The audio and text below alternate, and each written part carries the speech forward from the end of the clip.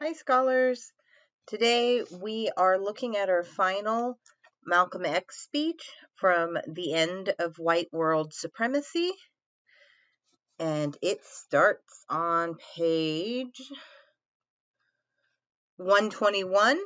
It's called God's Judgment of White America, also called The Chickens Are Coming Home to Roost. It goes from page 121 to 148. I was unable to find a full recording of this speech. However, I do have a clip that I'll share with you all that talks about the alternative title for it. The chickens are coming home to roost and what that is in reference to. So I will post that on Canvas. In terms of what I want you to focus on as you are reading this, I think a big idea that stands out, but that is not said, especially in the first couple of pages, is this notion of reparations. So what is owed to a community in which a lot of terrible things have been done to them and continue to be done to them. And so Malcolm X is very unforgiving and very poignant in terms of what he thinks is owed and what white America owes. And as you're reading, there gets to be a lot of religious references, some pretty heavy biblical references, notions of white America being doomed because this is what God has declared. And I think out of all of those sections, I would really highlight page 126 because this relates to the previous speech in which we learned about the differences between segregation, desegregation, separation, what it all means. And Malcolm X alludes to that separation again on page 126, in which he brings up the biblical reference to Moses and Moses' message to the slave master. A simple and clear message. It says, "Let my people go. Let them no longer be segregated by you. Stop trying to deceive them with false promises of integration with you. Let them separate themselves from you." And it goes on in the middle of that chapter. And so I want to reiterate the form of empowerment when a community is saying, we want something, this is for us, this will help us grow and reach our full potentials, and we won't be influenced by these social and racial hierarchies that pit one group as better than another. So I think this section in particular is really important. And then as you continue on, I would go to page 130. And this is actually a little bit with the title of this compilation of speeches. So it talks about the white man losing power to oppress and exploit the dark world. The white man's own wealth, power, or world decreases. And in the middle of page 130, closer to the end, it says the end of the world only means the end of a certain power. The end of colonialism ends the world or power of the colonizer. The end of Europeanism ends the world or power of the European. And then, so it alludes to this title, The End of White World Supremacy. So some of the almost biblical doomsday reckoning you're hearing is more in terms of this ending, this system that is deadly, that has been in place for hundreds of years, it's ending right now, or it will end. And so that's discussed on page 130. And then I really like on page 133, and this I found very relevant to where we are today politically, is the discussion on liberals versus conservatives, Democrats and Republicans. And so it's a big discussion. It starts at the middle of 133 and it continues all the way into 135. And I think what you should really pull from this is that Malcolm X is saying there's nothing different between the two groups.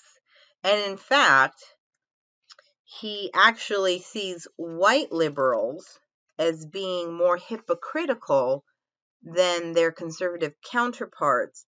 And that's because the white liberal, and I'm going to quote it from the speech, is the one who has perfected the art of posing as the Negro's friend and benefactor. And by winning the friendship, alliance, and support of the Negro, the white liberal is able to use the Negro as a pawn or tool in this political football game that is constantly raging between the white liberals and the white conservatives.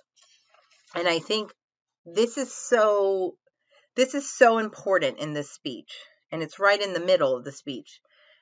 And a term is brought up, and he defines it right here: tokenism, false promises of integration and civil rights. It's on page 134. And so the Black community and the Black man becomes a token in this game of politics for power between two different white groups, the white liberal group and the white conservative group. And Malcolm X goes on to explain how this struggle for power plays out on a political level with voting, and how the president is elected and how powerful the Black community's vote is. And this is true with many groups of color in terms of I don't know if you've heard the term the Latino bloc or the Latino voting bloc. So this notion that if you can get a whole community to vote a certain way, it could sway an election. And Malcolm X is pointing out that this aspect is purely not to advance anything for the community who is voting, but it is purely to advance agendas that the white or dominant community might have. And he brings it up again on page 135 with the notion of the Black bourgeoisie, who are educated to think as patriotic individualists, but they don't have racial pride. And that if you don't have racial pride, you're able to be swayed in this false narrative that occurs. And Malcolm X gives another really good example in terms of later on. I'm going to skip a little bit ahead and then go back. So if you look to page 141 and 140 actually, he talks about how there is a movement and the Black community is in charge and pushing it, but when a white power realizes they can't stop it or they can't make it go necessarily the way they would want it to go, they end up joining it. And through joining it, there's this infiltration that occurs, and the movement gets taken over and it becomes something else. And this is discussed on page 144 at the top. The whites didn't integrate it. They infiltrated it. Whites joined it. They engulfed it. They became so much a part of it, it lost its original flavor. And he goes on about that. And this is a thing that can happen in terms of movements getting co-opted by outside groups or communities who think, well, I know how to run it better, or I'm just trying to help and I know how to do it better. And Malcolm X is saying, be wary of these individuals, be wary of a system that allows that to happen. And there's a really great analogy he uses. So I'm backtracking a little bit on page 137, in which he says, the white conservatives aren't friends, but they don't hide it. So they are wolves and they show their teeth in a snarl. And the liberals, the white liberals, are foxes who show their teeth but pretend they are smiling. And so I think that this was a really great analogy to see the distrust between the communities and the distrust that Malcolm X had in terms of what the real reasons were people would support what he calls the Black Revolution, which is at the bottom of 137. The Black Revolution is the struggle of the non-whites of this earth against their white oppressors. And so he's very clear with explaining how revolutions work, how revolutions can be bloody and they can be violent. They're angry, right? And so when you have a dominant group coming in and saying, well, I'm going to take over this revolution and it's going to look a little different, the reasons behind that and the goals can also change. And so I think that that's probably the last aspect I wanted to point out. I did want to mention on page 145, he mentioned John Lewis, our recently passed congressman and revolutionary. And I mean, John Lewis has been involved in these struggles and fights for so long.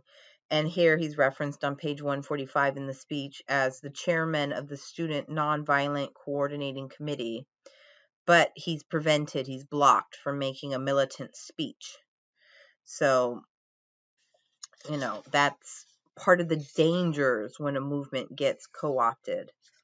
And so the speech ends again with the demand for reparations and what is owed the Black community after all these hundreds and hundreds of years of being abused and killed and used for labor to push a white dominant power to maintain that hold in society. So, as always, if you have any questions about the speech, please reach out via email. Thank you.